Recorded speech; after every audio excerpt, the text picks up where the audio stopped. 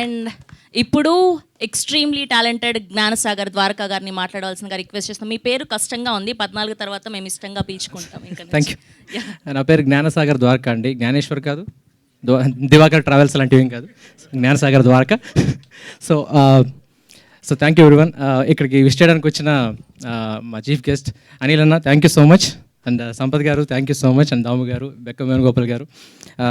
So first time నేను కలవడం అనిల్ అన్నని, బట్ దూరం నుంచి చూస్తున్నా కూడా మాకు ఒక వైబ్ ఉంటుంది కొంతమంది దగ్గర. నేను పిలవడమే అన్న అని పిలుస్తాను, అలా అలా అంత vibe. So thank you so much అన్నది, seriously means a lot. Sampath గారి గురించి మీకు చెప్పాలి. సంపత్ గారు కూడా ఇంకా చెప్పలేదు. నేను హైదరాబాద్ వచ్చాక ఫస్ట్ కలిసిన డైరెక్టర్ సంపత్ గారు. సో ఫస్ట్ సినిమా అయిపోయి రచ్చా డిస్కషన్లో ఉన్నప్పుడు సురేష్ గెస్ట్ హౌస్లో కలిశాను. సో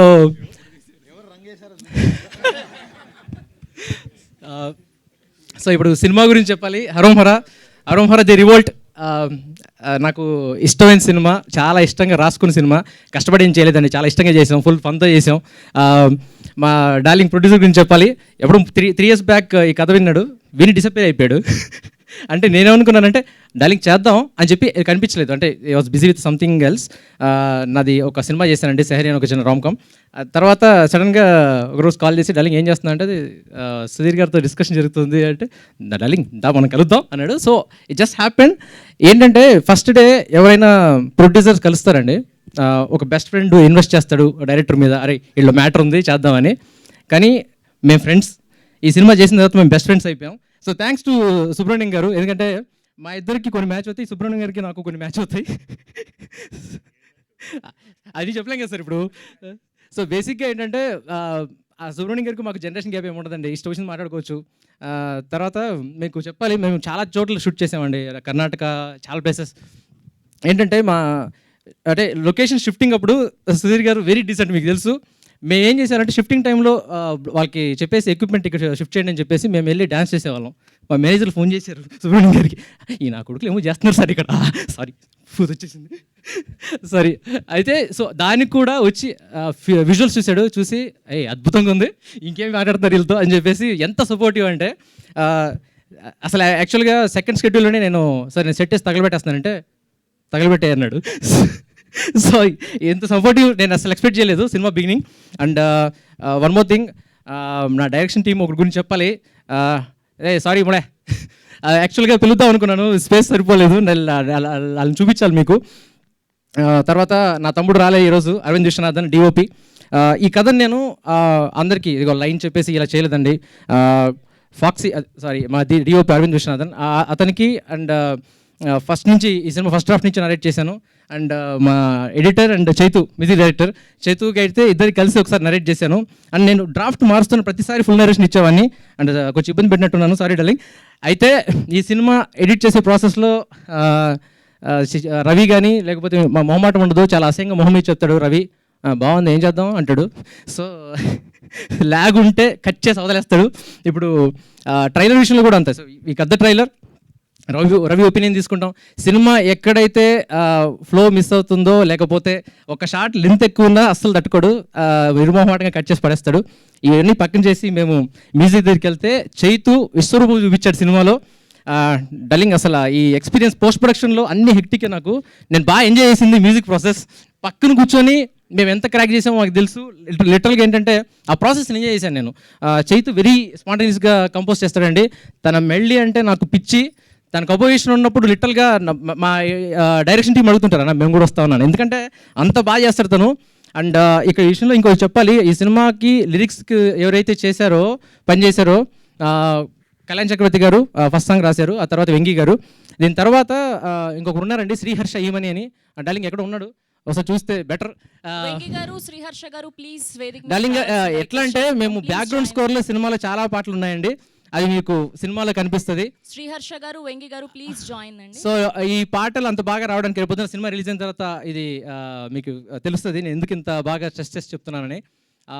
అద్భుతంగా రాశారండి. అంటే బాగా కంపోజ్ చేయడం వేరు, అక్కడికక్కడ కంపోజ్ చేసిన తర్వాత దానికి ఒక లిరిక్స్ రాయడం వేరు. చాలా విద్వత్తు ఉండాలి అది రాయాలంటే. అంటే మామూలుగా మాకు పొగరు ఉంటుంది, అది మా సుధీర్ గారి వల్ల ఇంకొంచెం ఏంటంటే ఏదైనా సీన్ వచ్చిందంటే కాంప్లికేటెడ్గా డార్లింగ్ నువ్వు రాసేస్తాలే రాసి అలే అంత కాన్ఫిడెన్స్ ఇచ్చేస్తారు.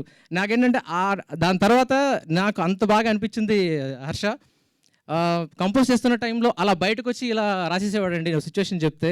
That's fantastic thing. నేను ఎక్కడ పని చూడలేదు అసలు ఇలాగా. And congratulations darling. తర్వాత మాలవిక మాల్స్ ఓకే, తను చెప్పినట్టు ఫస్ట్ డే నేను చెప్పానండి. నేను ఈ కథ నేను ఎక్కువ మందికి చెప్పలేదండి. ఒక్కళ్ళే హీరోయిన్, ఒక్కళ్ళే హీరో, ఎవరికి చెప్పలేదు. సో తనే, నేను ఎవరు టెక్నీషియన్ కూడా అంతే అండి, ఎవరి దగ్గరికి సెకండ్ అసలు వెళ్ళలేదు. నేను ఏదైతే నమ్మానో అదే జరిగింది, అదే ఇవాళ డెలివరీ అయింది. So thanks to my squad.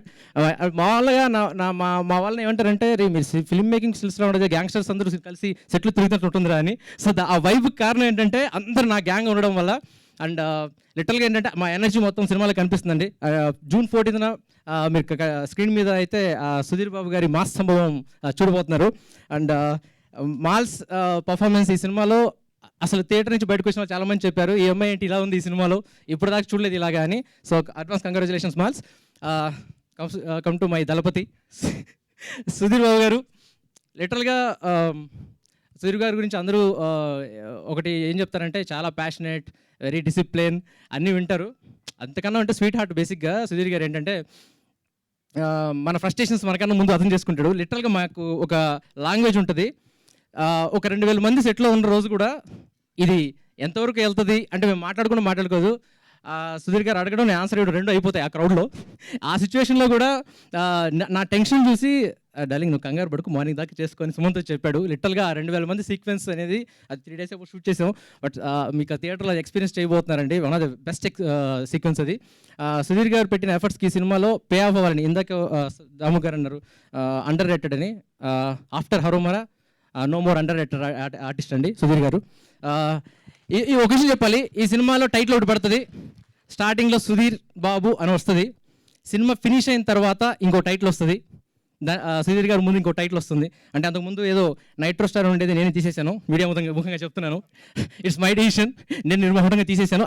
Question కూడా చేయలేదండి సుధీర్ గారు, అరే ఎందుకు తీసేసారు ఏం అడగలేదు. It's my choice.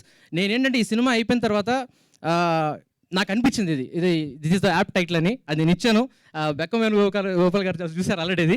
సో థియేటర్లో మీరు చూడబోతున్నారండి ఇది. ఆ టైటిల్ ఎందుకు ఇచ్చానో మీకు డెఫినెట్గా అర్థమవుతుంది. And thanks to every one, media వాళ్ళందరికీ థ్యాంక్ యూ సో మచ్ అండి.